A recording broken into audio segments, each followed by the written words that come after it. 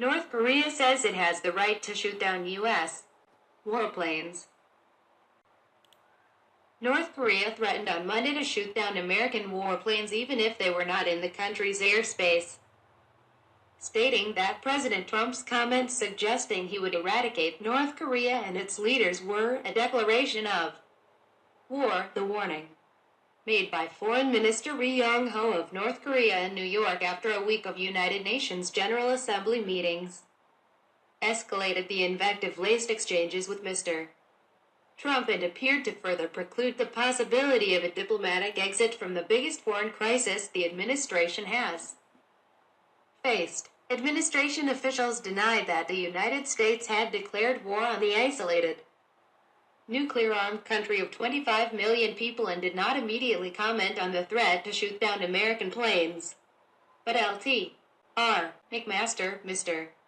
Trump's national security advisor, said he saw no prospect of talks with North Korea that would allow its de facto nuclear capability. North Korea's top leader, Kim Jong-un, has already ruled out giving up nuclear weapons. The whole world should clearly remember it was the U.S. who first declared war on our country, Mr. Reid told reporters at a news conference outside his hotel as he was about to return home.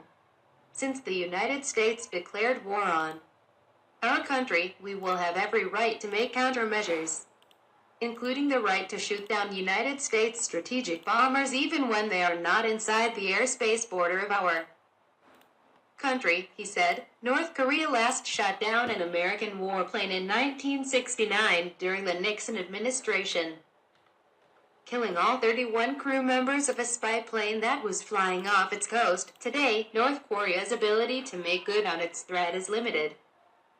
Its air force is outdated, undertrained, and frequently short of fuel. But the threat reinforced a fear that Pyongyang and Washington are hurtling toward a possible armed conflict, even an unintended one. Mr. Ri's reference to the declaration of war appeared to refer to Mr. Trump's assertion in a Twitter message over the weekend that the North Korean leadership may not be around much longer if it continues its threats. Mr. Ri said that the question of who would be around much longer will be answered by North Korea. It is possible that North Korea's foreign minister wanted to make clear that it, too, could threaten preemptive military action, just as the United States has repeatedly suggested in recent months. But Mr. Trump's tweet over the weekend appeared to go further, suggesting that mere threats rather than a military attack could drive him to wipe out the country. Whether that was one of his characteristic outbursts or a strategic effort to intimidate North Korea was not clear, even to some of his advisors. If the goal is to intimidate the North Koreans, it needs to be understood that they are really hard to intimidate, said Evans J. R. Revere, a Korea expert who is a former Deputy Assistant Secretary of State. They're not used to an American president saying these things, Mr. Revere said. They're also masters at responding when their leader is attacked. The escalation of threats came 2 days after American warplanes flew close to the North's coast, going farther north of the demilitarized zone, the dividing line between North and South, than any other American air mission since the turn of the century. The Air Force advertised the exercise, which involved only American aircraft, as a direct response to North Korea's accelerated missile launches and a nuclear test 2 weeks ago. Mr.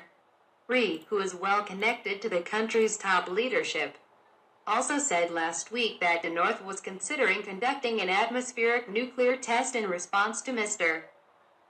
Trump's threats, which would be the first by any nation in 37 years.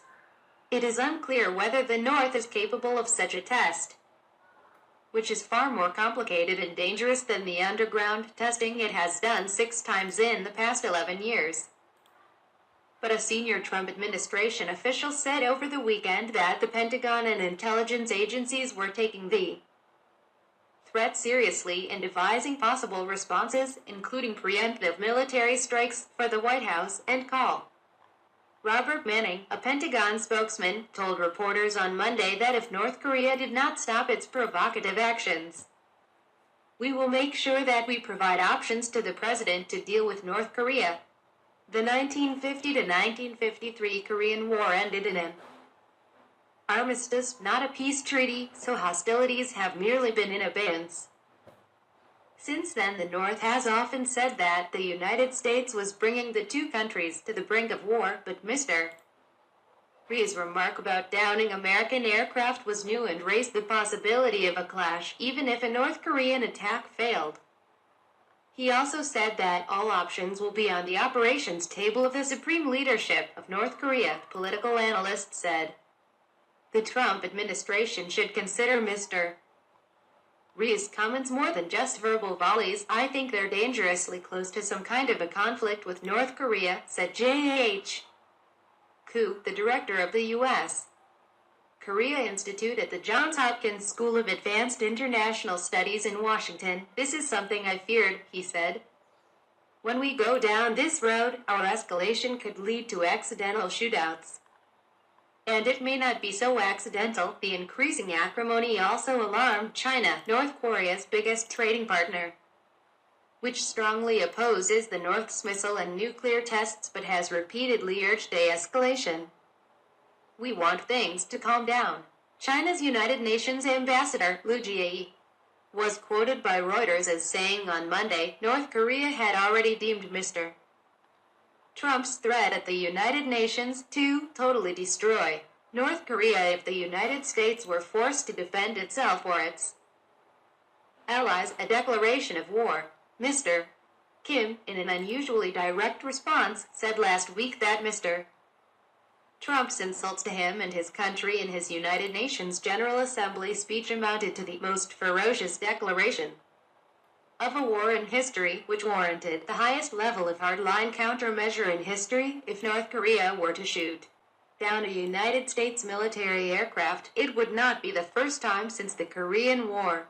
In April 1969, the North shot down an unarmed United States Lockheed DC-121 spy plane on a North Korean intelligence-gathering mission over the Sea of Japan. The 31 deaths amounted to one of the biggest single losses of American military lives during the Cold War, North Korean state radio said at the time that the aircraft had penetrated deep into the airspace of the country.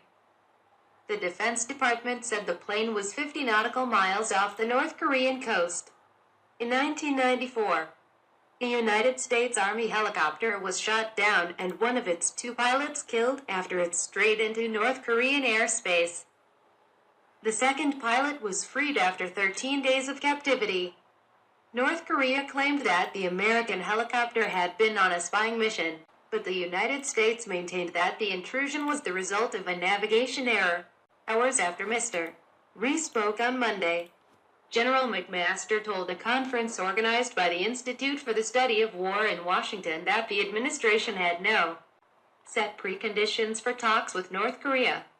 But he said any new negotiations must be held under conditions that are different from previous talks, which he said were drawn out and yielded little progress.